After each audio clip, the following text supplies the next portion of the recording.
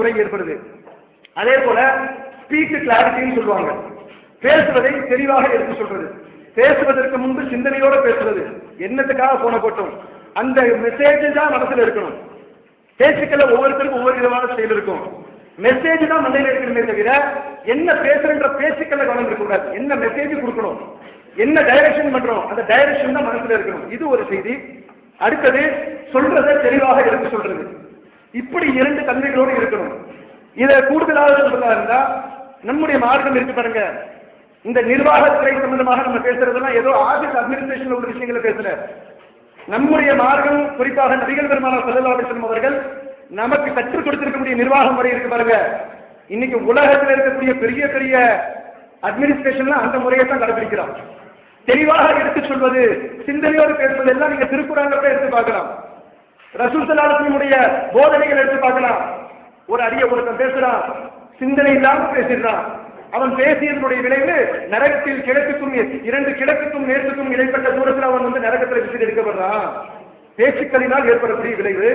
அதுவும் சிந்தனை இல்லாம பேசுறான், அறிவு இல்லாம என்ன பேசுறான்னு தெரியாம பேசுறான். சிந்தனை இல்லாம பேசுகிற பொழுது என்ன நம்ம சொல்றோம்னு அங்கே உள்ளவருக்கு புரியாமல் போயிடும். அப்ப ஷேரிங், தகவல் பரிமாற்றம் என்கிற இந்த சப்ஜெக்ட்ல முதல் செய்தியை தெளிவாக எடுத்துரைப்பது, நாம் என்ன பேசுறோம் என்பது அவர்களுக்கு விளங்கும் விதமாக எடுத்துரைப்பது. இது முதல் விஷயம். இதுல கவனமாக இருங்க. போனை எடுக்கணும், ஏதோ வளவலன்னு பேசணுன்ற எண்ணம் மட்டும் இருக்கக்கூடாது. எண்ணத்துக்கு போட்டோமோ அந்த சப்ஜெக்டை தெளிவாக எடுத்து சொல்லுங்க. இரண்டாவது, தகவல் பரிமாற்றத்துல ஒரு செய்தி உங்களுக்கு அனுப்பப்படுது. குறிப்பாக மாநில நிர்வாகத்தின் மூலமாக உங்களுக்கு ஒரு சுற்றறிக்கை அனுப்பப்படுது.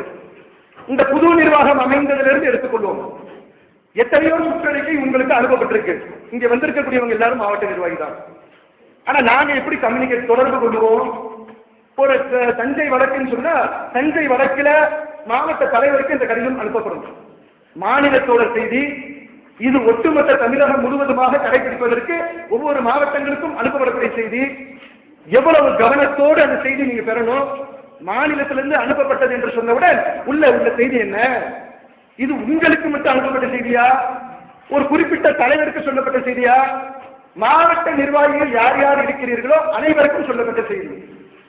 அனுப்பப்பட்ட கடிதங்களை இதுவரை உங்களுக்கு உங்க மாவட்ட நிர்வாகிகள் யார் கடித தொடர்பு தலைமையோடு வைத்திருக்கிறார்களோ அவர் உங்களுக்கு சரியான முறையில் சொல்லிக் கொண்டிருக்கிறாரா? அப்ப இந்த தகவல் பரிமாற்றம் என்கிற விஷயத்துல உரியவர்களுக்கு செய்தி எடுத்துரைப்பது. யாருக்கு மாவட்ட நிர்வாகத்துக்கு அனுப்பணும்னு சொன்னா அந்த மாவட்ட நிர்வாகிகள் அத்தனை பேரும் கையை தூக்குங்கன்னு சொன்னா 10 பேர் தூக்காமல் இருந்திருந்தா பரவாயில்லை. 10 பேர் மட்டும் தூக்கி மற்றவர்கள் தூக்கவில்லை என்று சொன்னால் மாநிலத்திலிருந்து இத்தனை சர்க்குலர் அனுப்புனதுல என்ன பலன் இருக்கு, என்ன பிரயோஜனம் இருக்கு சொல்லுங்க.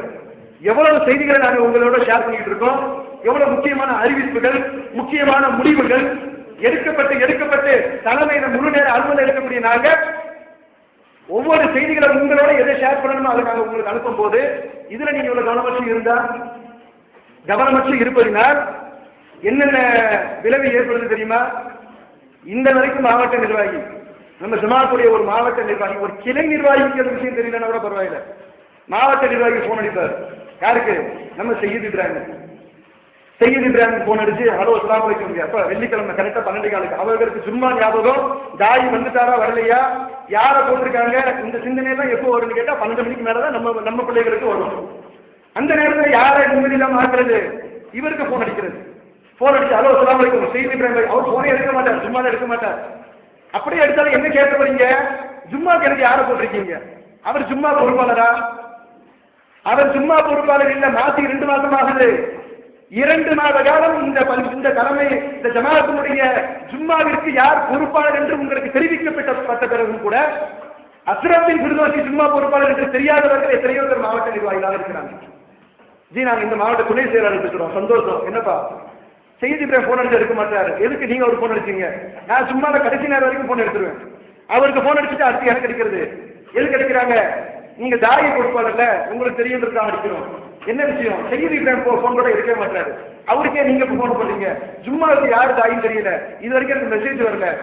மெசேஜ் உங்களுக்கு அனுப்பியிருப்பாரு, அது செய்தி அனுப்ப மாட்டாரு, அஸ்ரஃபின் அனுப்புவாரோ, அவர் எப்போ போட்டீங்க? மாவட்ட நிர்வாகிகள் கேட்கிறாங்க. அப்போ ஒரு செய்தி உங்களுக்கு அனுப்பப்படுதுன்னு சொன்னா இதை விட பெரிய குடும்பம் என்ன தெரியுமா? மாவட்ட நிர்வாகிகள் இதெல்லாம் ரொம்ப சிந்திச்சு நீங்க கவலைப்படணும். வெளிவந்து விட்டது தவறான வாதங்களும் தக்க பதில்களும். சகோதரர் பிஜே அவர்கள் உரையாற்றிய ரமலான் மாத தொடர் சொற்பொழிவு மறைவான ஞானம் அல்லாஹ்வை தவிர வேறு யாருக்கும் உண்டா? சத்தியம் எது, அசத்தியம் எது? இறந்தவர்களால் செவியேற்க முடியுமா? நபிமார்களுக்கு இறைவன் வழங்கியதை என்று வேறு ஏதும் மறைவான ஞானங்கள் உண்டா? தர்கா தரீகா வழிபாடுகள் சரியா? மனிதன் கடவுளாகி விட முடியுமா? தவறான கொள்கையில் இருப்பவர்களின் வாதங்களுக்கு குர்ஆன் ஹதீஸ் அடிப்படையில் அடுக்கடுக்கான தெளிவான சான்றுகளுடன் தக்க பதில்கள் 5 டிவிடிக்களாக விலை ரூபாய் 150 மட்டுமே. கிடைக்கும் இடம் TNTJ வீடியோ விஷன், நம்பர் 30, அரண்மனைக்காரன் தெரு, மண்ணடி, சென்னை 1, செல் 9500168989. இதுல இருந்து கிரேட் எஸ்கேப் ஆகிறதுக்கு ஒரு அழகான ஐடியா நானே உங்களுக்கு சொல்லி தரேன். அதாவது குருடனாகவும் சப்பானியனாகவும் மூக்கு பெரியனாகவும் கால் உடைந்தனாகவும் கை உடைந்தனாகவும் கூணனு இது எல்லா குறையும் ஒரே ஆளுக்கு இருக்கும்ல, அவன் வரக்கூடாது அப்படின்னு சொல்லிட்டீங்கன்னா நல்ல இதுல இருந்து தவிச்சிடலாம். நித்திய ஜீவனை அடையக்கூடிய வழி என்னன்னு கேட்டா காட்டி இதுதான் வழிங்கிறீங்க. இதுல நிறைய பொய் இருக்குன்னு கேட்டா ஆமா எங்களுக்கு தெரியுமே, மனித கரங்கள் விளையாடுறதுக்கு ஆமா எங்களுக்கு தெரியுமே அப்படிங்கிறீங்க.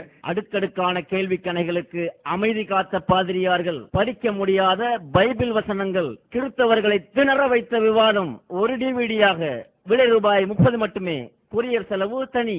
கிடைக்கும் இடம் TNTJ வீடியோ விஷன், எண் 30, அரண்மனைக்காரன் தெரு, மண்ணடி, சென்னை 1, செல் 9500168989. நாம் இப்படி இருந்தோம் என்று சொன்னால் நம்மை நம்பி இத்தனை லட்சம் மக்கள் இருக்கிறார்கள், இவர்களுக்கு நாம் எப்படி பிரதிநிதியாக இருக்கிறது? என்ன பண்றீங்க? 9952035311 யார் வந்துருங்க? கடைசி நம்பர் 35311 நம்பரு. பாதி எம்ஐ சுலைமானு, பாதி பிஜே. என்ன பண்றாங்க? போனை போட்டு ஜமாத்துடைய மாநில தலைவர் இந்த நம்பரை பயன்படுத்திக் கொண்டிருக்கிறார். இதற்கு முன்பு எம்ஐ சுலைமான் இருந்தாங்க, அவங்க நம்பரை பயன்படுத்தினாங்க. நம்பர் இப்ப அங்க வந்துருச்சு. போனை போட்டு ஒரு குரலை வச்சு கண்டுபிடிக்க முடியாதா? மற்ற நம்ம எதிராளினா கூட குரலை வச்சு ஒரு இடத்துல ஸ்பீக்கர்ல மாநில தலைவரோட பேச்சு குரல் கேட்டுன்னு சொன்னா இந்த பிஜே மீட்டிங் எதுவும் நடக்குது போல இருக்கு. அவ்வளவு தெளிவா அவன் இருக்கிறான். நம்ம என்ன செய்யறோம்? போனை போட்டு ஹலோ அஸ்ஸலாமு அலைக்கும், அலைக்கும் இஸ்லாம். ஒரு புள்ள இஸ்லாத்துக்கு வருது, மதரசால இடம் இருக்கா? மதரசால இடம் இருக்கானா? அது சேலத்துக்கு போன் பண்ணுங்க. யார் எம்ஐ தானே பேசுறீங்க? எவ்வளவு இத்தனை வார்த்தை பேசுற பிறகும் ஆஹா இது பிஜே தெரியாம நீங்க எம்ஐ தானே பேசுறீங்க. எம்ஐ குரல் குழந்தை குரல் மாதிரி இருக்கும், அவர் குரல் கொஞ்சம் கம்பீரமா இருக்கும். இதுல டிஃபரன்ஷியேட் பண்ண முடியாதா? எம்ஐ இல்லையா? அப்ப நீங்க யார் பேசுறீங்க? அடுத்து நான் மாநில தலைவர் பிஜேன்னு சொன்ன பிறகு அஸ்ஸலாமு அலைக்கும் அண்ணே நல்லா இருக்கீங்களா? அப்ப எம்ஐ எந்த நம்பரை பயன்படுத்துறாரு? எம்ஐ எந்த நம்பரை பயன்படுத்துறாரு? போஸ்டர் வச்சு ஒட்டுறோம். போஸ்டர் வச்சு ஒட்ட பிறகுதான் மாநில தலைமை சார்பாக எல்லாருக்கும் போஸ்டர் வெளியும். என்ன இது? Mi Sulaiman number. ஏதாவது புள்ள ஓடி வருதா, பையன் ஓடி வரானா, தாவத்துல சேர்க்கணுமா, இனி இவரை தொடர்பு கொள்வதற்கு இந்த நம்பர் இப்படின்னு உங்களுக்கு கொடுக்கணுமா? பத்தாது. இந்த இன்ஃபர்மேஷன் பத்தாது. பிங்க் பாயிண்டா இருக்கணும். எம்ஐ நம்பர் மனப்பாடமா? மாநில தலைவரா நம்பர் மனப்பாடமா? நம்பர் மனப்பாடமா இல்லாட்டி கூட பரவாயில்ல. யார் நம்பர் யாரை வச்சிருக்கான்னு கூட தெரியலனா எத்தனை போன் மசூரால இருக்கும். ஒரு நம்ம தாயி தான் போன் அடிக்கிறாரு, 2-3 முறை வருது. அவங்க அண்ணன் பாக்குறாங்க, இவர் பண்றாரு, இவர் எம்ஐக்கு தானே பண்ணுவாரு. அதுக்கு பிறகு போன அட்டனும் பண்றாங்க. என்ன வேணும்? அஸ்ஸலாமு அலைக்கும் அண்ணா, நான் ரிஸ்தான் பேசுறேன். அவர் சொல்றாங்க, யார் உங்களுக்கு சுலைமான் வேணுமா? நம்பர் உங்களுக்கு மெசேஜ் அனுப்பிடுறேன். இன்ன வரைக்கும் இந்த நாள் வரைக்கும் 4 மாசம் ஆகி நிர்வாகம் மாறி. அப்ப இப்படிப்பட்ட அளவுக்கு தான் நமக்கு தகவல் பரிமாற்றம் இருக்குன்னு சொன்னா, இந்த அளவிற்கு தான் ஜமாத்துடைய நடவடிக்கைகள் அல்லது அதில் உள்ள விஷயங்களை நாங்க இவ்வளவுதான் தெரிந்தவர்களாக இருப்போம் என்றால் நம்மால எப்படி நிர்வாகத்தை சீரான முறையில சரியான முறையில கொண்டு போக முடியும்? யோசனை பண்ணி பாருங்க. இது ஒரு கிளை நிர்வாகிகளிடம் கூட இருக்கக்கூடாது, ஒரு உறுப்பினரிடம் கூட இருக்கக்கூடாது, ஒரு மாவட்ட நிர்வாகிகளிடத்தில் எப்படி இருக்கலாம்? அப்ப இரண்டாவது விஷயம், செய்திகளை உரியவர்கள் மாவட்ட நிர்வாகிகளுக்கு இனி ஒரு தபால் அனுப்பப்பட்டால் ஃபர்ஸ்ட் உங்களுடைய டியூட்டி, நீங்க உங்களுக்கு தலைக்கு மேல 1008 வேலை இருக்கலாம். முதல்ல கடிதத்தை படிக்க வேண்டியது. கடிதத்தில் உள்ள செய்திக்காக நீங்கள் வாரம் விட்டு வாரம் நிர்வாகங்களுக்கு கூடக்கூடியவர்களாக இருப்பீங்க, வாரம் மசூரா செய்யக்கூடியவராக இருப்பீங்க, அல்லது மசூரா செய்யக்கூடிய நாள் தொலைவில் இருந்தால் உடனடியாக நீங்க செய்ய வேண்டிய வேலை செயலாளருக்கு போன் போட்டு ஃபர்ஸ்ட் இப்படி இருக்கணும். செய்தியை எடுத்த உடனே போனை கையில் எடுக்கணும். செயலாளர், அதுக்குத்தான் செயலாளர். போனை போட்டு தலைமையிலிருந்து கடிதம் வந்திருக்கு, நீங்க இதுக்கு இப்படி முக்கியத்துவம் கொடுங்க. மாநில தலைமையோட கடிதத்திற்கு நீங்கள் முக்கியத்துவம் கொடுக்கணும், வேற யாரு கொடுப்பா? போனை போட்டு இப்படி ஒரு செய்தி வந்திருக்கு, உடனே அனைத்து நிர்வாகிகளுக்கும் ஒரு ஆள் பாக்கி இல்லாம தெரியப்படுத்தணும் அப்படின்னு சொன்னா இந்த நிர்வாகம் இன்னும் எவ்வளவு சிறப்பாக போகும். அப்ப இதுல நம்ம இடத்துல பலவீனங்கள் இருக்கு.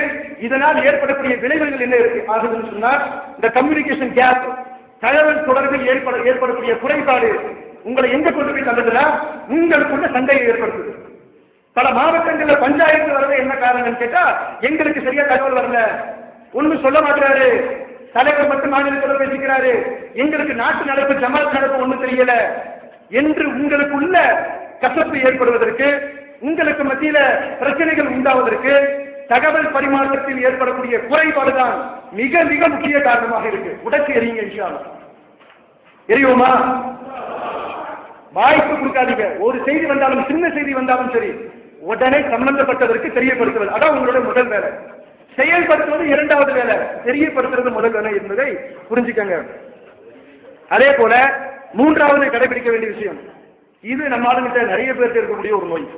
என்னன்னு கேட்டா, பாவம் நம்ம மக்கள் போனை எடுத்தா இவர்கிட்ட இருந்து போன் வருதுன்னா எடுக்க பயப்படுறாங்க. நம்ம ஆள நிறைய இருக்காங்க.